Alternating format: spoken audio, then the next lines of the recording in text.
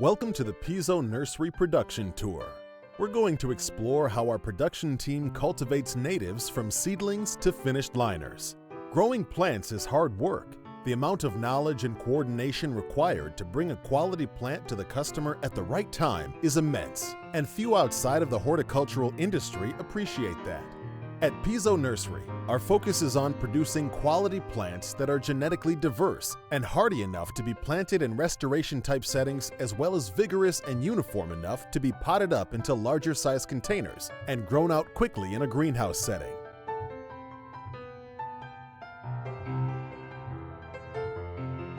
At Pizzo Nursery, we are unlocking the mysteries of growing native plants in a controlled production setting.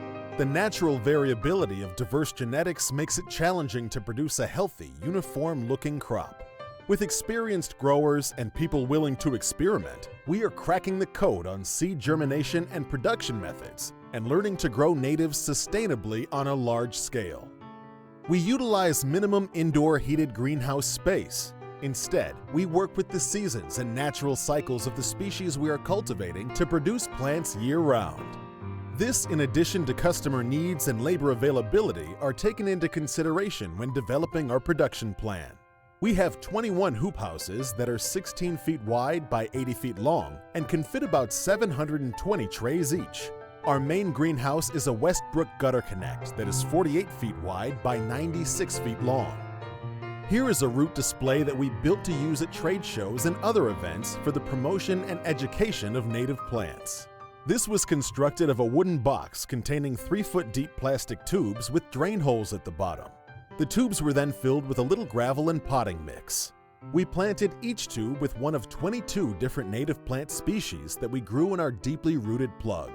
Within 4 weeks, the prairie cordgrass roots reached the bottom. Within 8 weeks, most others did as well. The deep roots that helped create the rich soil we have here in the Midwest also pose many problems in the production cycle here at the nursery. Because of the vigorous roots of our plants, we grow most of our plants in an open bottom tray that contains 50 cells. The cells are 2¼ inches wide by 5 inches deep and tapered at the bottom with root channels along the sides. We've found this to be the ideal size for going directly into landscape or potted up into a larger size container.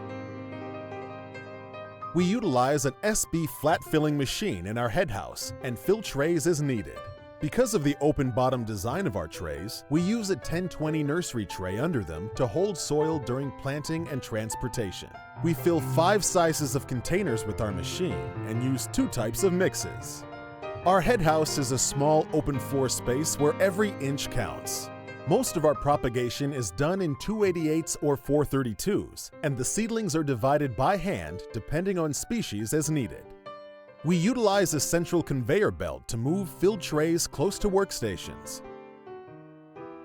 Other amenities in our head house include different height tables for proper working height, floor pads, and adjustable chairs for working comfort. Because the head house is used for different operations, such as assembling mixed trays, also called kits, we try to keep equipment modular and light.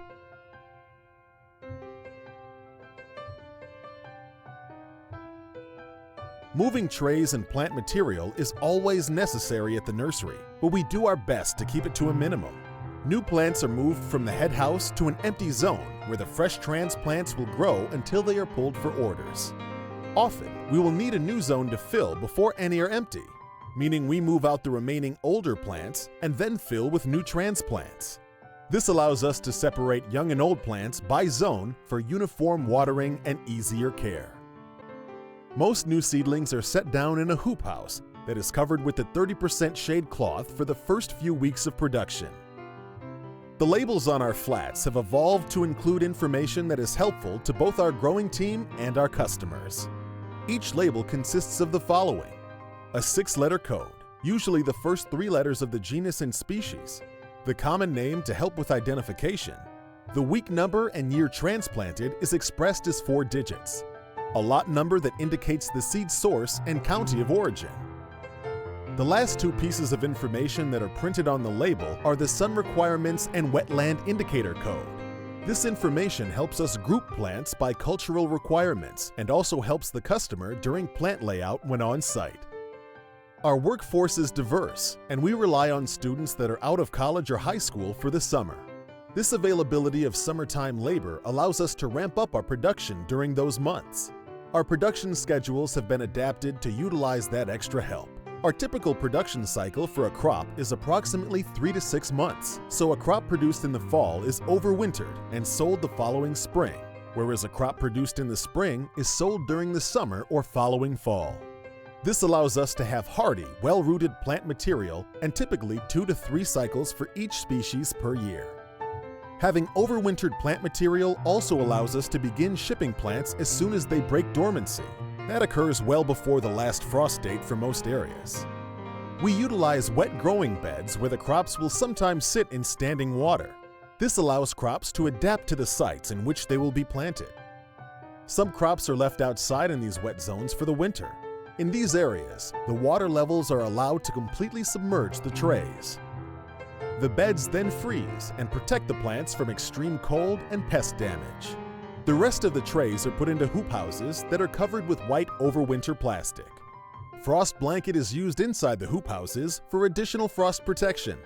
We typically try to have hoop houses covered by December 1st and uncover sometime in mid-April.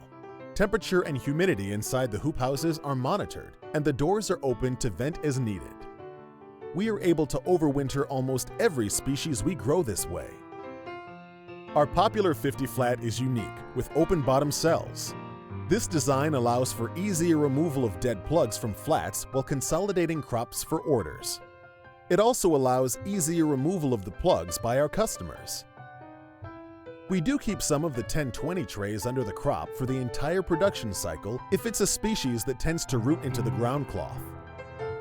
As we pull orders, we cut the mat of roots underneath the tray to aid in the removal of the plugs for easier planting. Weeds are a constant threat at nurseries. Weeding takes time away from producing more plants, but is an important part of maintaining healthy and saleable crops. We created a schedule to weed daily, covering several zones each day. Our goal with this schedule is to weed our entire nursery every 2 weeks because most annual weeds cannot complete their life cycle and reproduce within that time. This is aimed at preventing weeds from throwing seeds, thus creating more problems. We found that during midsummer, when weed growth is at its peak, it takes 6 people about an hour a day, 5 days a week to keep this schedule. We also rely on rice hulls to suppress weed growth and have found it very effective. We don't use any herbicides on our crops, but we do use it in non-crop areas, such as aisles and in between hoop houses. Cutting back is another critical task at the nursery. It reduces the water needs of the plant by shrinking the leaf surface and lessening transpiration. It also keeps the plant at an ideal shipping size and creates uniformity.